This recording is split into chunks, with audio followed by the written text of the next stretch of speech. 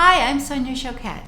Welcome to my channel. I'm so glad to have you here, and if this is your first time visit, I especially welcome you. And whether you're new or not, if you haven't subscribed already, push the subscribe button now so that you can stay connected to me and get regular tips and tools and assistance in how to develop your intuition, connect with your guides, how to live an overall empowered, authentic life. Now, today what I want to talk about is a question I get constantly. I've been working with people intuitively and guiding and coaching around the world for over 40 years. Probably the first question I always get, or at least the first two, is what is my purpose? And the reason we ask that question is because we know on a soul level, every one of us comes in with soul intentions. And those intentions are oriented toward how do I live a meaningful life? And we've been encouraged, and we've had cultural imprints that our purpose is, how to save the world, change the world, do something big and dramatic. But that's very ego-driven filters over purpose. Purpose can basically be summarized in how do you use your gifts and contribute them to the world, to your world, not the huge world, but just to your community, your world, to uplift and support others in the best possible way. So let us tone down this need to do something big. I often have clients call me or book appointments with me that say, I know I'm supposed to change the world. And it's like, nah, you're not really. The world is a very big place, but you can certainly contribute to making it a more loving, kinder place. Perhaps it's not about grandeur, but it's about kindness, love, and authenticity in your immediate circle. That is meaningful life. And that's what we're looking for: connection, community, meaning, and creativity. So in fulfilling your purpose, the first thing to do is name very quickly out loud for 3 minutes, I love. What do you love? I love traveling. I love teaching. I love writing. I love my kids. I love gardening. I love cooking.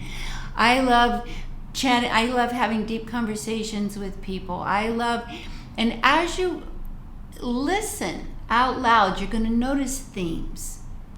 Those themes might be that you really love being a creative person, and maybe your purpose is to create beauty, whether it's writing or art or design or clothing or hair.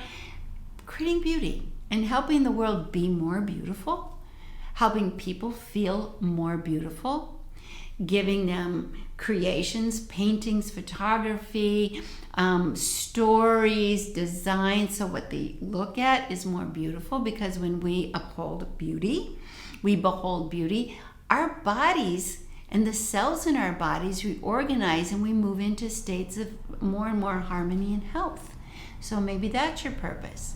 Maybe your purpose is that you're to be of service, like maybe you do service in the medical field or the hospitality field, maybe the travel field, maybe in sales. Your purpose is to help people's lives go better every day. That, our lives aren't made of big deals. Our human lives are mostly made of little deals that make a big difference. Someone that can come in to you at the Starbucks and you say, how are you? So good to see you. What can I get you? It'd be my pleasure. You might be serving a purpose in witnessing that person standing before you as someone worthwhile. Your purpose is perhaps just to acknowledge humans and make them feel valued and loved and important. So our purpose is not about profession. That's a big confusion. We may have professions that don't involve purpose at all. And if you have a profession that you really dislike, perhaps the opportunity here is not about fulfilling purpose, but maybe it's about learning soul lessons. Many years ago, I was a flight attendant. Truthfully, hated the job, just hated it. It wasn't for me. I was miserable.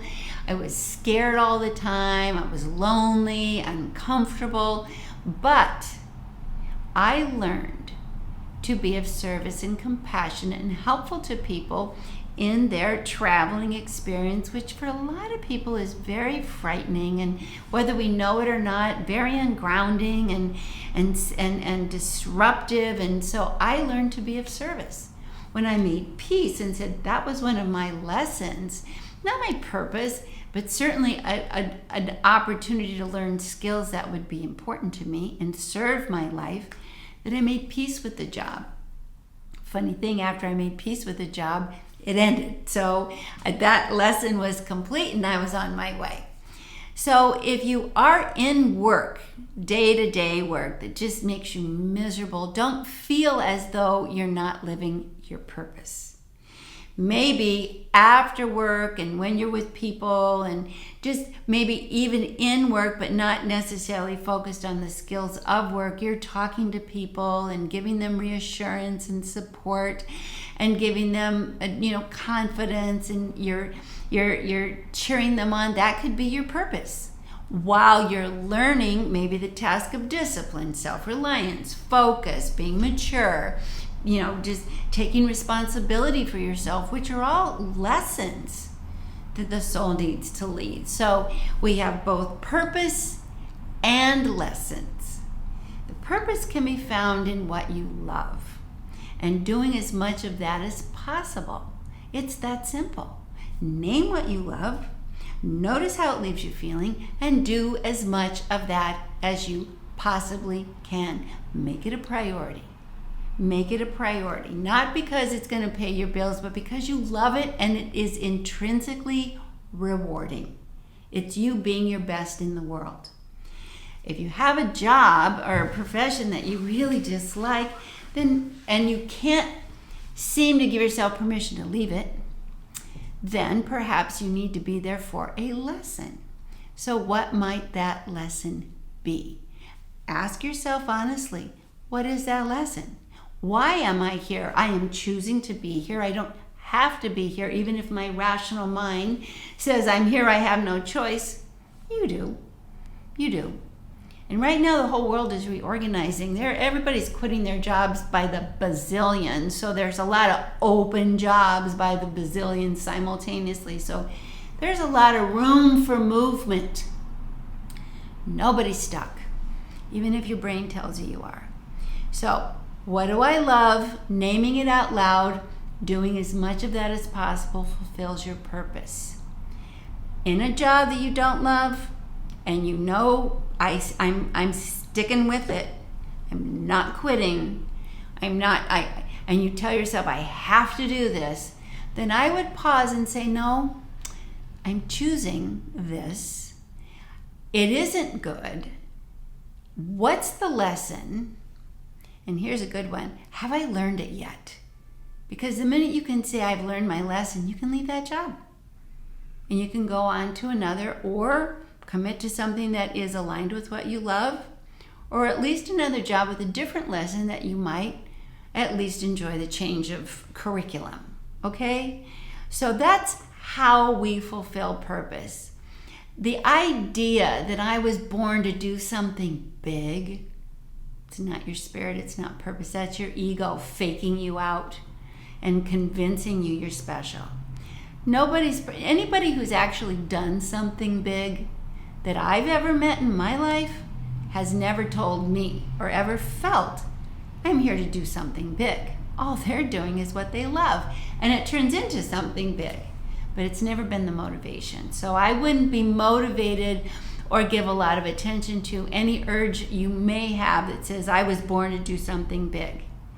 Maybe you were born to love something in a big way. And if you do, and you commit to it, it will turn into a beautiful experience in a big way. But that's what should motivate purpose, not attention, not money, not recognition. Those are all things that come from the ego. And you can't, if you're driven by your ego, I can just tell you, no matter how successful you are, the ego's never satisfied. It'll always want more. So don't let that be the drive for your purpose. Let your heart be the drive. Let your desire to share your gifts with the world be enough. Be what you're driven to share, and do what you do for love. And your purpose will definitely be fulfilled better than you know it and sooner than you believe it. Okay, so thanks for tuning in. I hope this helps you. Leave some comments. I love to read them. And I look forward to another episode where you come back, or I'm going to be adding my podcast also, so you don't want to miss that. So be sure you subscribe. Okay, everybody, all my love. See you soon.